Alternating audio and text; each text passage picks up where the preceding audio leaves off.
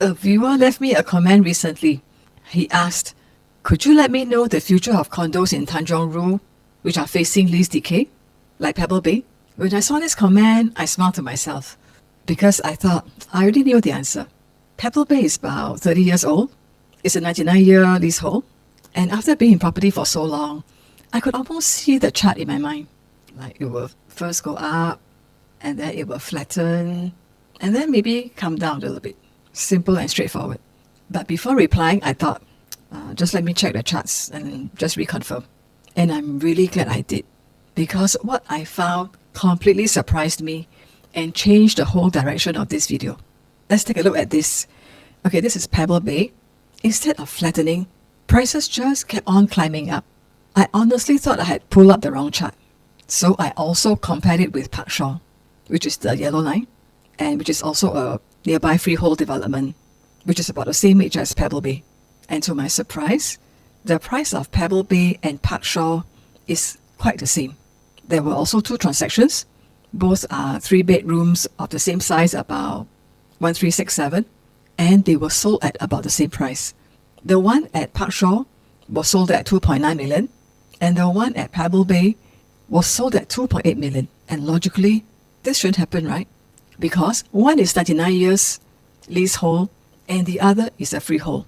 So by the way, if today's discussion made you wonder where you stand in your property journey, I've created a free property retirement scorecard. It only takes about 5 minutes to complete. It's not there to tell you whether you should buy a condo. In some cases, some of you may be already doing everything right. It's just there to help you assess whether your current property is putting you on track for the gains and the retirement that you want. You'll find the link in the description below. Now let's get back to the video. So instead of answering the viewer's question, I found myself asking a completely different one. How can a freehold and a leasehold 99 years condo of the same age command the same price? Why did this happen? So normally, whenever I see an out of the ordinary situation like this, I will get really curious and want to find out why. Because that's usually where it leads me to something even more interesting. So I started looking out for patterns. The first thing that stood out was the view that some units in Pebble Bay have.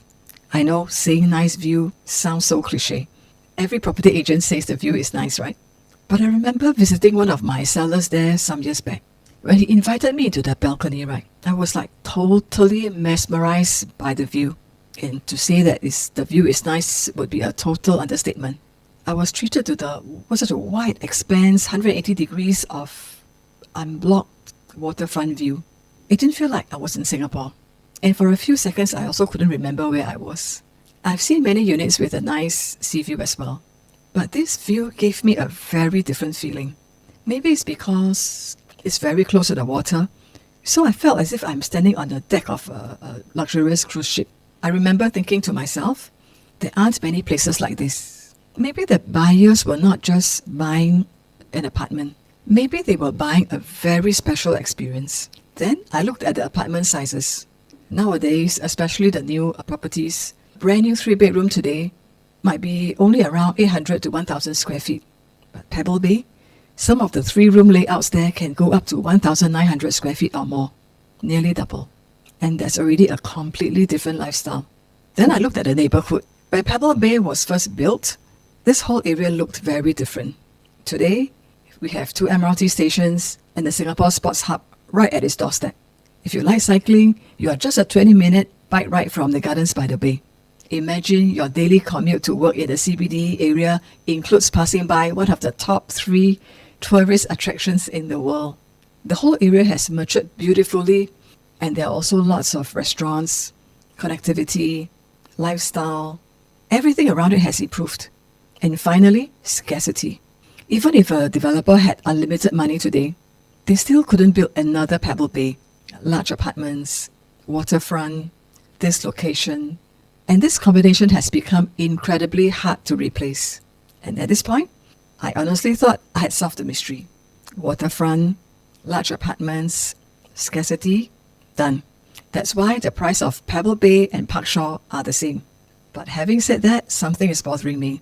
Yes, the price of Pebble Bay is still rising. But for how long? Because before we get too excited, there's something quietly happening in the background. Not to the property, but to the people trying to buy it. Over time, every future buyer has to pass through two financial gates. The first is the bank. The second is the CPF. And with every passing year, these gates just becomes narrower and narrower. Pebble Bay's TOP was around 1996, and I would estimate that the lease started in 1993. So now it's around 33 years old. So let's take the example of a 3-bedroom apartment in Pebble Bay. Let's just use 3.5 million as a selling price. So let's say a buyer aged 35 decides to buy it. The buyer is still able to borrow 75% of the purchase price at an interest rate of 2.5%. And that's about 2.6 million loan. And they can get the loan with the maximum 30 years tenure. And the installment will be about 10,372. So now till 2033, when the property hits 40 years old, it's business as usual. Now fast forward to 4 years later in 2037, when the remaining lease is left with 55 years, same apartment, same beautiful waterfront view, same asking price. Nothing has changed, except the remaining lease is now shorter. So the bank says, yes, we'll still lend you the money, but not over 30 years. And this time, we can only lend you 25 years. So this is the formula the bank will use to determine the maximum tenure for the next buyer. Remaining lease less 30 years. So as mentioned just now, in 2037, the remaining lease will be 55 years. And so the monthly installment goes up to $11,776, even if this buyer is only 35 years old, and by right, if he buys another younger property, he can get a maximum loan of 30 years. And so the installment goes up. So another 5 years later in 2042, when the remaining lease drops to 50 years, although it's the same apartment again, the loan tenure becomes shorter. So now it's 50 years remaining lease minus 30 years. And so now the loan tenure is only 20 years. And the monthly installment climbs to $13,910. So notice something. The apartment didn't become more expensive. The passing of time made it harder to afford. And every 5 years, the hurdle quietly gets a little higher. Not for today's owner, but for tomorrow's buyer. So you may think, okay, so that's the whole story, right? But I hate to tell you that there's another gate that the buyer must go through.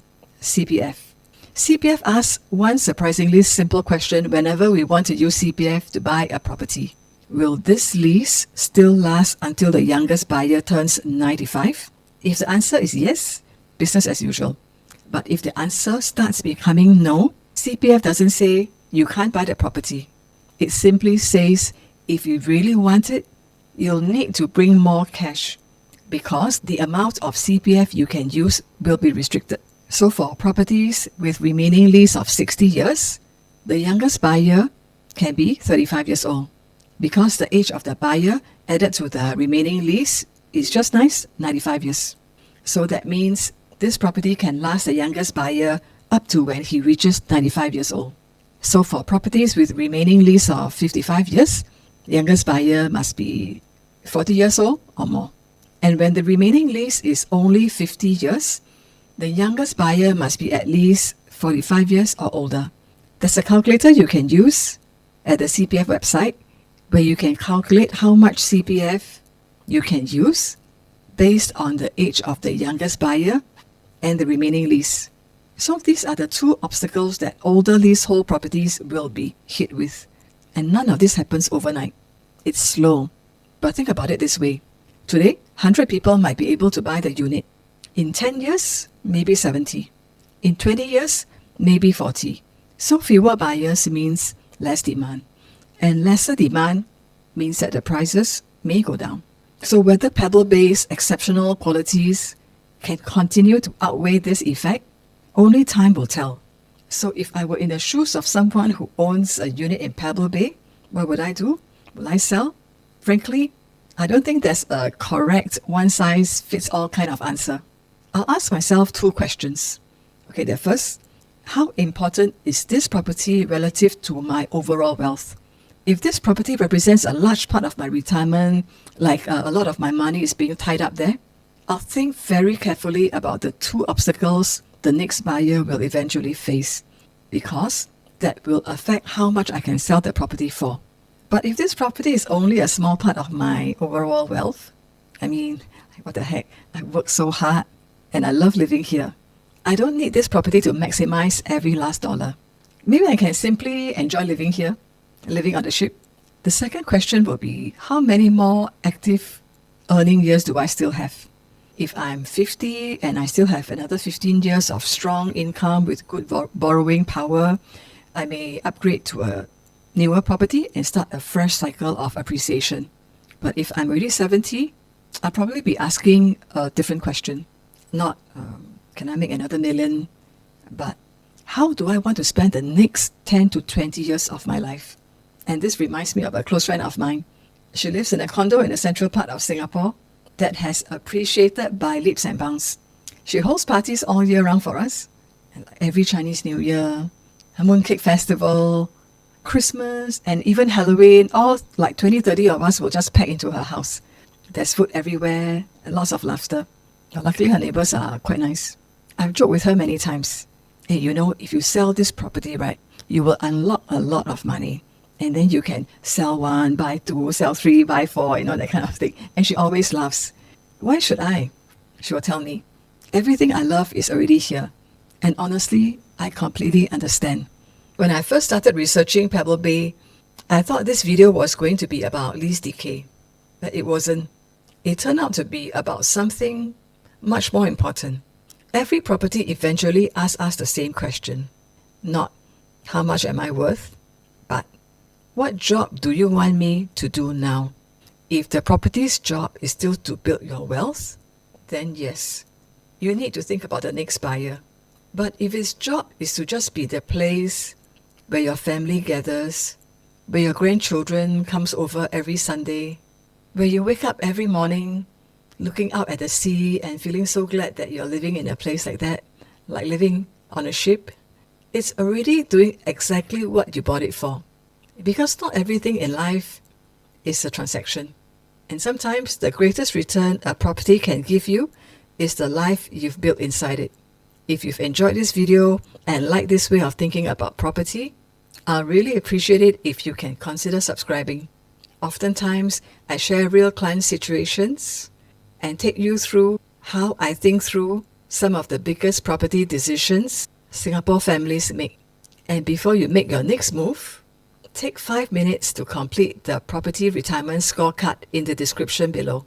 It will give you some clarity about whether your property is working hard enough for you towards your financial goals.